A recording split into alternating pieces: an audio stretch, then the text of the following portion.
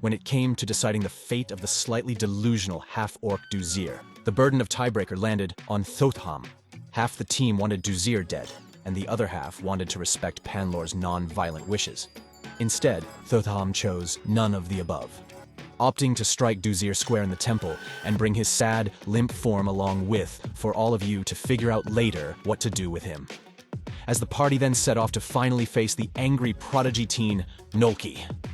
Upon arrival, Lux, Gribble, and Tarth calculated the sun's relative position and took the wall which offered the most shadows for advantageous sneakage. Panlor, for the most part, stayed behind, along with the party minions to watch over Duzir, while Mimith and Thotham held up visually buzzing protest signs, lambasting runic technology for stealing jobs. The guards were unenthused at first, but with enough insistence and thaumaturgy annoying them, Thotham and Mimith were escorted on a long walk through the twisting path of the succulent garden. Meanwhile, Wall Team needed to jump onto the wall to reach the second-floor tower, but a scout was too close for comfort. Gribble gave a gremlin-ish cackle while pulling out the tranquilizing darts the party stole off of Duzir. But our goblin blundered his shot. As the scout shifted his gaze around in confusion, Lux quickly moved to sneak attack and bolt him in the fucking jugular before he could utter a word. Left with one hit point, Tarth went a little overkill by casting an ice spell, sending the dead man to fall straight into a thick, thorny patch of cacti. The polymorphed combat bears became alerted and agitated, but the humanoid mercs all failed their perception checks and ended up effectively gaslighting the bears, treating them as stupid animals instead of cognizant men. This one guy was stunningly our singular casualty out of the entire mission. Rest in peace, dude. With the DM's continued shitty rolls out of the way, Wall Team eventually made it into the tower, evading detection from the mercenary break room and Gribble looting himself a mallet from Morrigan's workshop. While in the study, the three of you collectively scoffed at finding Panlor's published children's book, where he discusses the profound impact a little spider he named Bobby had on him while in alchemy school within the city of Kamasa Phaedon, now supposedly war-torn by the Bleeding Silks gang, the same spider Panlor mentioned when first meeting Gribble, as well as one of the statues in the beauty room puzzle of Panlor's dungeon. This important story to Nolki, who pulled it out and kept it safe from the rest of the books being burned. You all decided not to take or read it, and left it where it was, like it was a fucking strange glitch in the system. But that's okay, because between the two teams, you all managed to glide your way through passing 3 motherfucking DC-18s anyway. Fuck me, I guess. Fine. Skip the cute but sad spider lore. Huh. Climbing the tower higher, Wall Team realized Morrigan was a recently escaped captive who locked herself in the bathroom. Gribble called to her by name as she asked in a skeptical tone who he was. To which our child goblin, after successfully persuading her that he didn't mean harm, told her he was a dragon. She questioned if he meant dragonborn, but he snapped back saying, "No, I am an actual friggin' dragon." Morrigan did not know what to fucking make of that in her situation, so she locked and loaded her artificer arm cannon, just in case, only to end up amused by the goblin kid in the dragon hoodie thinking him oh so adorable, much to Gribble's angst, but now they're even since he was so adamant Morrigan was a traitor. But nonetheless shared a cute bonding moment as she gawked at mechanical homunculus. Renrev, blissfully unaware that's the right hand of a fucking god. Once player Delaney had to leave, Lux swaddled Gribble up and strapped him to her back like Baby Yoda for the duration of the mission, effectively calming the kiddo down and enjoying the ride. I mean, hey, if it's that simple to take the edge off Gribble, someone buy this kid a friggin' weighted blanket already. Anywho, while that was going on, the protest team successfully secured their audience with Nolki, who stared down at them from the 3rd floor of his tower as the duo stood beside a massive bonfire, where mercenaries were carrying wagons full of books and furniture to burn. Well, I'm listening. What is it that you want? Now able to put a face to their party ostrich. A bit confusing hearing the familiar voice come from an old elf rather than a bug-eyed bird. Mimith and Thotham stumbled for just a moment. They didn't plan this far. Yet, nonetheless, they managed to steel themselves and fell into a natural rhythm with one another. Thotham taking the bold lead first, waving a lecturing finger up at the polymorphed child while seething. "You have caused irreparable harm to countless jobs and people. We demand justice." Nolki sighed, while rubbing his temples. I know, and I know what I'm about to say doesn't make things better. Look, I truly believed I was doing the right thing. Yes, I short-sightedly thought only of the many I would be helping with Morrigan and I's inventions. I did not have enough reflection to realize how it could end up hurting so many. All I can say is, I'm sorry you were impacted, but There is nothing I can do to change that now. Mimith crossed her arms and defiantly spit back. You're right, that doesn't make things better. So what are you going to do make things right? Get our jobs back and help struggling families? Get rid of runic technology? Noki threw his hands up wildly in distress. What can I possibly do? It's too late now. The government isn't going to just delete my inventions from their mind and go around manually uninstalling all the places that have already been updated with runic technology. Not to mention how that would just hurt the people whose lives it does help. All I can say is I agree. I am responsible and deserve to be punished. In fact, that is what I am doing right now. I am having all of my and Morrigan's prized inventions. Magical item stash, schematics, research books. Everything is being burned. If you wish to take out your anger on me, then go ahead. Grab from the friggin' pile and burn it all. That is all I can offer you. Thotham caught the weakness in Nolaki's arguments, deciding then to capitalize on it and savagely rip the metaphorical innards out for all to see, as Thotham lowered his voice and tongue-lashed this pitiful boy with logic and facts. You say you can't think of anything to offer, but gee, instead of burning all of this valuable shit, you could have compiled it and donated it to affected families. Did you not think of that? Thotham passed the high DC intimidation check, effectively freezing Nolki in place while hearing this. But Thotham was far from done. That was just the surprise round, as he pushed harder. With all that popularity you have, you could have fundraised on their behalf. Seriously, what are you even thinking? Nolki keeled forward and held his mouth from a painful gasp, as if Thotham's words just hunched the wind out of his wimpy pipes. And then, for the finishing blow, Thotham casted a level 9 guilt trip. And to make matters worse, just how much fucking gold have you spent on mercenaries and combat bears that could have gone to the people you hurt? In fact, how many more people have already been hurt by what you're doing here right now, Panlor? A nearby mercenary nervously spoke up to confirm this. The last guy he tried turning into a combat bear turned into a filthy lethargic monster that needed to be put down. We, stopped volunteering to be turned into bears after that.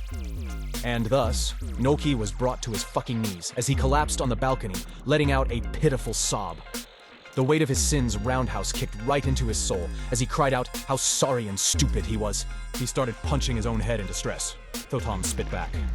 Beating yourself up is not helpful. Call your men off right now. Mimith followed Thotham's linguistic lead and held a metaphorical gun to Nolki's head in the shape of a command. Get down here and meet us face to face! The duo succeeded their high DC persuasion checks, and Nolki came running down from his wizard tower with teary eyes and a snotty nose. As he met the duo, Thotham placed a warm hand on Nolki's back while trying to emphasize. We all make mistakes. It's what we do about it once we realize it. That's what matters. Everyone deserves the ability to make things right and seek forgiveness. Nolki responded back pitifully, muttering under his breath that he deserves everything that's going to come for him. An insight check explained that Nolki's words were not about Panlor, but literally himself. Mimith and Thotham helped Nolki try to sort through the pile of things yet to be burned to keep him busy and distracted, which is when Panlor succeeded in his persuasion check to be escorted to Nolki. Around the same time, the wall team exited the tower with Morrigan in tow. Nolki's eyes widened, and he took several steps back, shocked. Panlor had returned. A successful insight check revealed that for a sliver of a moment, Nolki had a face of relief to see Panlor was well and fine, and that Duzir had not done anything to him, but then lashed out bitterly at Panlor. You were supposed to bring an army. Why are you all alone? It was at this moment Nolki realized, looking around, that the player party was in fact Panlor's party. He was surrounded. The boy was stunned. He was taken for a fool, jaw hanging in disbelief. The DM's jaw might as well have been hanging too. Seriously, like none of this was remotely at all likely to happen this way. This is the polar opposite of how Zambu went down. Extremely accidentally wholesome shit, folks. Panlor was confused by the army comment, but set it aside to impress to Nolki that it's never too late to start over and turn a new leaf. That he still loves Nolki, and he and Morrigan want their family back. Willing to explore with Nolki what justice means for people such as his father, without having to hurt more people in the process. The DM gave everyone surrounding Nolki a final check to create a group average roll to convince Nolki to give up his not-yet-realized plan. As he was about to pull the wand of true polymorph out and place it at his own neck, but like a cliché ending written by the overwhelmed writers at Disney, the power of love and mature words calmed Nolki's storm as he let himself sob and fall sweetly into Panlor's fluffy, feathery form. and Morrigan and a few others came in for a group hug that it was all over. A few pages of goofy, chaotic combat mechanics and cool Morrigan buffs for the party effectively trashed in an instant. And yet, the DM couldn't be prouder of you all for it. Lux and Mimith tag-teamed a sleight of hand check to seal the deal. Lux catching a fallen letter from Nolke's pocket. It detailed how the boy had a distant relationship with his father due to him being overworked all the time, and the bitterment his father had at Nolke's deep admiration for Panlore and Morrigan as a younger boy. Nolke believed becoming a wizard could help lift him and his father out of poverty, and the runic revolution was an exciting time to be living through sweeping societal changes that he thought would make their lives better. But Nolke's father uncharacteristically lashed out extra fiercely one evening, going on an unexpected rampage, destroying Nolke's books. Nolke had tearfully spit back at his father, screaming that he should just disappear like his mother did. If he hated Nolke so much, well, not long after that, Nolke found his world shattered when his father's body was found after getting laid off from work due to runic technology. His father apologized to Nolke in a letter for being a bad father and figured Nolke would be better off elsewhere. Fueled by guilt and a desire for vengeance, Nolke plotted to ruin the lives of Panlore and Morrigan, just like they did his hard-working father. However, after being unexpectedly adopted by them and witnessing their goofy kindness, even when Nolke behaved at his worst, his desire for revenge started to subside. He started to heal and thrive, learning under Panlore's wing. But on the second anniversary of his father's death, Nolke had a nightmare. A nightmare of his father's disapproval, and of all the people negatively impacted that would eventually come to hunt Panlore and Morrigan themselves if Nolke didn't do something. Unable to shake those fears, Nolke resolved to sabotage Panlore and Morrigan's inventions and reputation to prevent further harm to families. He had no intentions of killing them. No, he wanted to ruin their legitimacy in the public eye, but for them to move on with their lives without him. But in order to do that, he needed Panlore and Morrigan to hate him first, so they wouldn't miss him. The Black Bears and unarmed scouts and low-grade mercenaries was all a part of Nolke's plan to be suicided by cop with as few other casualties as possible. He calculated for Morrigan to help Panlore escape, hence why Nolke left the door to the closet of magical scrolls unlocked. Strategically speaking, the smartest thing to confront a raging boy who has stolen a powerful wizard's and artificer's artifacts while hiring mercenaries. Nolke assumed Panlore would meet with Chancellor Osiris, and he'd bring an army to take Nolke down in order to save Morrigan. It turned out to be a good thing. The player party chose to not go to Osiris Bakir. When Morrigan managed to run, she unwittingly led Nolke to the final stash of magic items to try and make himself appear more armed than he really was. He destroyed the items. Morrigan was never hurt either. The blood on the scarf that was left behind for the player party to find was from a merc. Morrigan blew a hole into with her arm cannon when caught in Panlore's dungeon. But she was heavily outnumbered and ended up tranquilized. Nolke assured the mercs didn't otherwise lay a hand on her and kept her in her room where she could otherwise be as comfortable as possible while bound up. Returning to the present, Mimith snagged the dangerous wand from Nolke's pocket, Lux and she presenting the letter and wand to Morrigan. She was able to identify its properties. Had the final party checks failed, the unstable wand had a high risk of turning Nolke into a monster with no way back, which, in fact, is the current dilemma this family faces. The wand is too risky to use and is technically forbidden magic. So Panlore is stuck as an ostrich, and a bunch of mercenaries are now stuck as combat bears. But that's their problem to solve. The Fallen's Fellowship did their job of getting the ostrich back home safely. And surprisingly, not just him. Had this session fallen into combat, the DM was going to rule Duzir died out there in the sand ditch you all stuffed him in. But since it all resolved rather quickly, lo and behold, Duzir lives. As the half-orc stumbled back in with nothing but his boxers and dumbfounded look on his face, Nolke tried to confess the truth. But, of course, deluded Duzir wasn't having it. So, in hopes to redefine the intensity of this stalking relationship with them, Nolke as Panlore demanded Duzir treat the ostrich and party with the utmost respect, while giving Duzir a stack of thick academic books to read at home. He isn't to return until he writes a report on each of them. Essentially, busy work. The Fallen's Fellowship decided to escort Duzir back to his home in Zerorix since they were going the same way, and were mildly curious about the life this nutjob lives when he isn't stalking. But before that, Panlore went back with you to his secret dungeon and added the player party's handprints as permitted access to Panlore's dungeon. This ended up being your prize for saving the family since they had nothing else to offer you, aside from Morrigan assuring you all would receive credit at the Adventurers Guild for everything you've done. Upon arrival at Duzir's home, he at the last minute asked the party for some advice on what you all would do in order to try and smooth things over with a wife that he hasn't seen in a couple of months. Lux stared daggers at this half-orc she so badly wished had just fucked off and died earlier. Naturally, this didn't help his case with the broody Eladrineni. The party sighed annoyed. Tarth Druid crafted up a bouquet of flowers and offered sheepish moral support. Duzir knocked on the door of his slightly rundown but still kinda nice home while announcing, "Honey, I'm home!"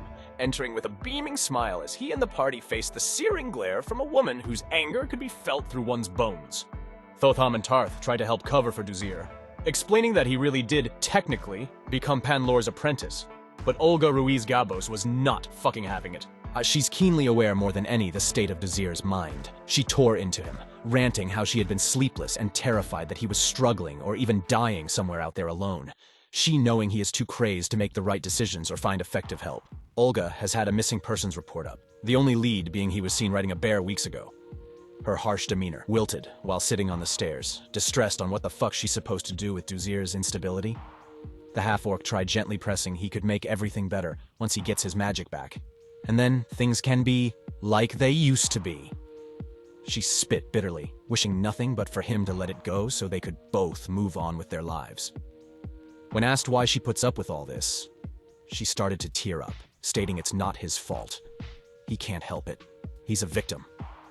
Olga went on to explain that Duzir served our empire's military in Nostonia as a sorcerer. There's no war going on there, but the nation lying between the Waldengrave and Edimon. Empire's as its queen is getting older. Well, it's made tensions pretty high for influence. Duzir had witnessed something there. He had sent Olga a secret message that he came across something big that could not go unspoken about. Duzir defected and ran away to try and blow the whistle.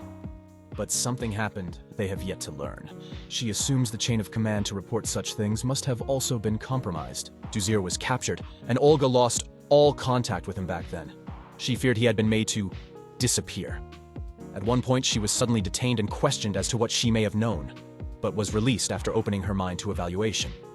After a year of Duzir being somewhere he doesn't remember, he was found and sent to prison to serve out a criminal sentence. Wherever they brought him before, whatever they did to him, he returned, no longer a sorcerer, his body covered in scars despite never seeing combat in the military. Duzir has no memory of the big thing he learned. He is a shell of his former self, simply for trying to do the right thing. Hence, his obsession with Panlori. Someone stole Duzir's sorcery from him, so now he wants to become a wizard to get his magic back, deeply believing it may help get his mind and memories back too. They've tried getting help, but help is not available. Most don't believe their story, and Duzir's instability makes him very easily dislikable, as you all might be able to imagine. As the truth came to light, Lux left the house to run and pick up some cakes for everyone, returning just in time as Olga got high and relaxed for the first time in a long time after taking a hit of Tarthelomew's pink fairy dust. Olga was very pleased to have a confectionery to pair with her high munchies. Tarth then offered a hit of the pipe to Duzir, which is when something quite unexpected happened. Tarth's pink fairy dust lets the user tailor their high however one wants. So as Duzir took a hit, he imagined a high that made his mind sharp and balanced again. Him suddenly wearing a face of stunned realization. He has been a crazy asshole. Duzir's cheeks flushed with embarrassment, and he covered his mouth in shame, looking to Olga and instinctively, gently reaching out to touch her face, expressing an earnest apology for everything he has put her through, and how she deserves so much better than what he can give her now. Her eyes met his, also stunned and overwhelmed a moment, as Duzir continued prattling on his realizations of having stalked Panlor inappropriately and fallen for his unwell son's plot, and how all the books he just brought home were nothing but busy work. Duzir recognized aloud how him obsessively chasing wizardry was just trying to bandage a wound and run from the fact that things have changed.